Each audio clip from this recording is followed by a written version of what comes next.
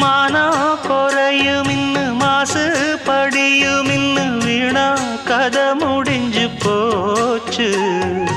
ஈசான மூலையில லேசான பள்ளி சத்தம் மாமன் பேர சொல்லி பேசுது ஆறாத சோகந்தன்ன தீராம சேர்த்து வச்சு ஊரும் சேர்ந்து என்ன ஏசுது